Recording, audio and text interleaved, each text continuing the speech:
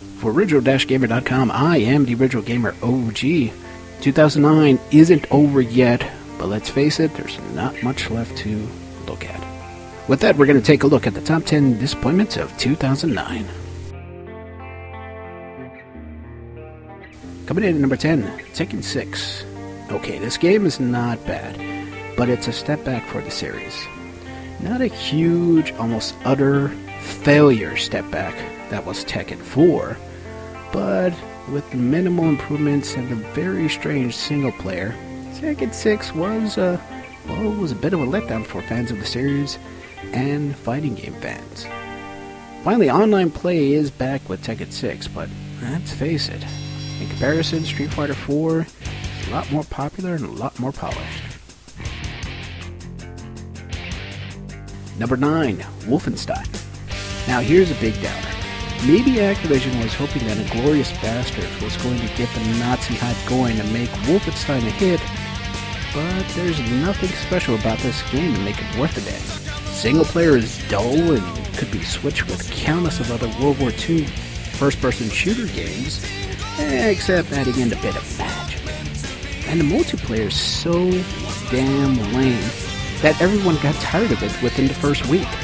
Granted, it's a nice change to finally get back to the fact that we're killing Nazis in World War II, not these very politically correct versions of the Nazi soldiers. No, it was fucking Nazis, okay?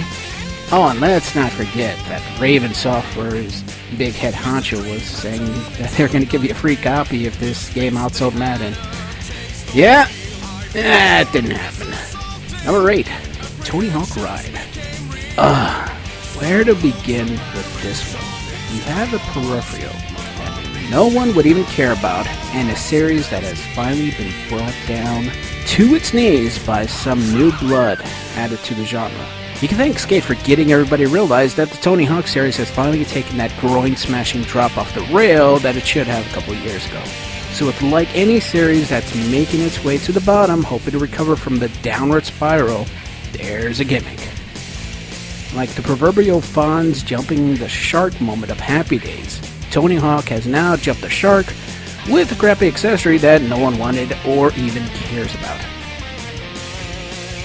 Speaking of gimmick accessories that hope to do nothing but preserve a fan base that's too stupid to realize a failure when it's right in front of your eyes, we have the Wii Motion Plus. Oh yeah, because when the Wii first came out, everyone was thinking that the Wii Mode was going to do all these awesome moves, but instead it just moves in the basic directions. No, all we need is an extra attachment to get even more motion to play the games with. Well, not only did it not change things, but no one bought it. Not only that, no one's even developing for it. It's been dead in the water since it first came out. What a piece of shit. Number 6, Lord of the Ring Conquest. Why do people care about the Lord of the Ring games so much? It's a great book. It's an excellent movie series. And yeah, the games suck. Deal with it. Just deal with it and move on. Stop trying to think that any game with Lord of the Rings on it could possibly be good. Lord of the Ring Conquest wanted to recreate those huge battles that amazed everyone when they watched it in the movies, but it just doesn't have anything special. In fact, you play most of the fights as regular soldiers and not the main characters of the series until the very end of the fight. Essentially, we have a Star Wars Battlefront palette swap. Just take the Star Wars Battlefront game, put Lord of the Rings on it, and there you go. And people are surprised that Pandemic Studios got closed down for this kind of crap. Number 5, Conduit. You know a system is in bad shape when it takes 3 years for everyone to start clamoring on how finally a good first-person shooter is on the way. How the hell this game became hype is beyond me, but oh yeah, it was hyped. It came and it was so average that it was just sad. And you have to feel for the poor Wii fans who are reverting to the Nintendo 64 fans on how such and such genre sucks. This game sucks. That game sucks. It's not that they suck. It's just that they're not on the Wii. The Conduit, average. With number 4, we have the PSP Go. When the PSP was released, it was criticized for being expensive, having a stupid media interface, and having only one analog control. So how did Sony improve on this?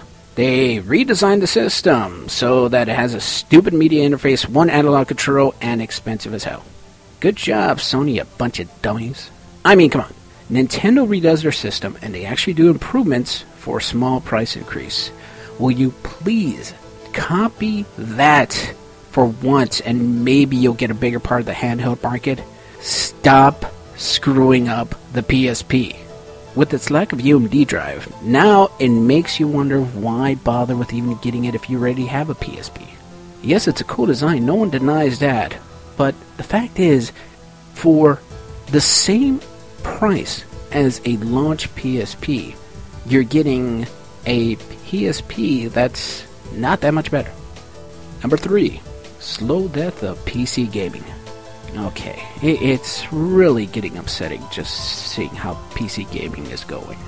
Right now, PC gaming has pretty much reverted to just talks about World of Warcraft, Crysis, and Left 4 Dead. There's barely anything else that people are talking about when it comes to PC gaming. And it's funny how Blizzard, who helped kill off so many games with World of Warcraft, is also the hopeful savior for PC gaming with the release of Diablo 3 and StarCraft 2. But yeah, those games are just right around the corner. Like Duke Nukem, it's gonna be here any day now. Number 2, Scribblenauts.